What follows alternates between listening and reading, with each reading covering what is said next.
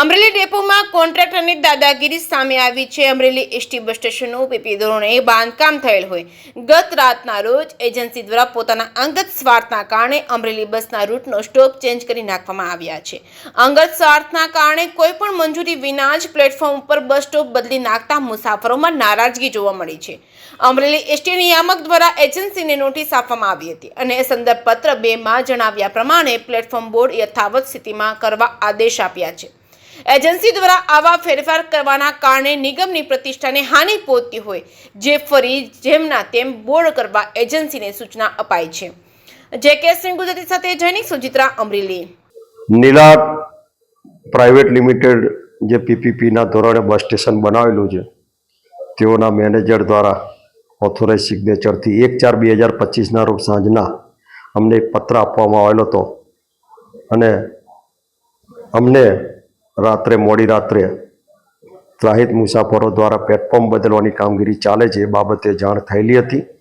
ત્યારબાદ આજ ઓફિસમાં નોટિસ જોતા તેઓની નોટિસ 2/4ના રોજ અમારી પાસે આવતા તેના અનુસંધાને રૂટ પ્લેટફોર્મ જે બદલ્યા છે એ પ્લેટફોર્મ યથાવત સ્થિતિમાં રાખવા અને કોઈ પણ પ્લેટફોર્મ અમારી સૂચના વગર નહીં બદલવામાં બાબતની આજ રોજ અમે 196 પત્ર નંબરથી ડાયરેક્ટર ઓફ નીલા ટર્મિનલ્સને નોટિસ આપવામાં આવી। એજન્સી દ્વારા નિયમોનો ઉલાળ્યો કરીને પરમિશન વગર જ પરમિશન આપી નથી અને પહેલા જ બોર્ડમાં ફેરફાર કરીને સરકારી જે જગ્યાઓ છે એમાં છેડછાડ કરી છે એની સામે શું કાર્યવાહી આગામી સમયમાં પોલીસ કેસ સહિત કઈ કાર્યવાહી? પોલીસ કેસ ના થઈ શકે પણ અમે અમારા તરફથી વિભાગીય સેન્ટ્રલ કચેરી તેમજ ડાયરેક્ટર ઓફ નીલાને અમે જાણ કરીશું।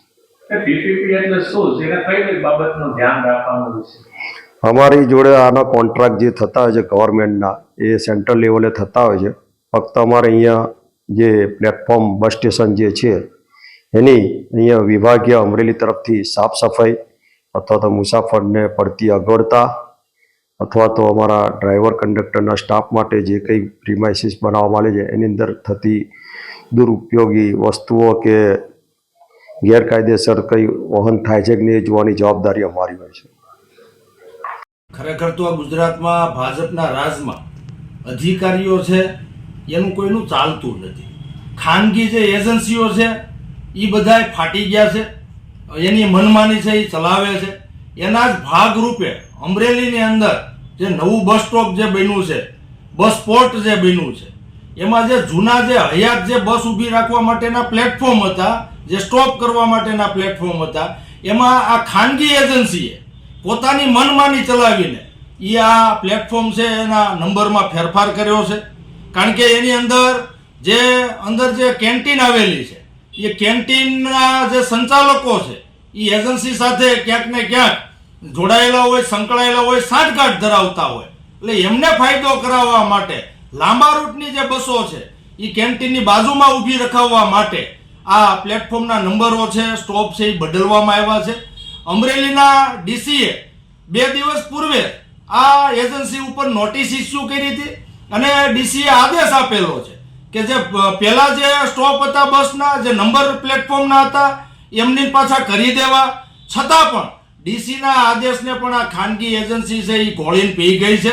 2 દિવસ કરતાં વધારે સમયગાળો વીતી ગયો છે, છતાં પણ આ બસ સ્ટેન્ડ બનાવનાર ખાનગી એજન્સીએ પ્લેટફોર્મના નંબરમાં, એના સ્ટોપમાં કોઈ ફેરફાર કરેલો નથી। ખરેખર તો હવે જનતાને જાગૃત થવાની જરૂર છે। આજે ભાજપના રાજમાં આવી ખાનગી એજન્સીઓ માથું કાઢી ગઈ છે અને પોતાની મનમાની ચલાવે છે। જેમ બને વહેલી તકે લોકો છે જાગૃત થાય અને આવી એજન્સી સામે અવાજ ઉઠાવે।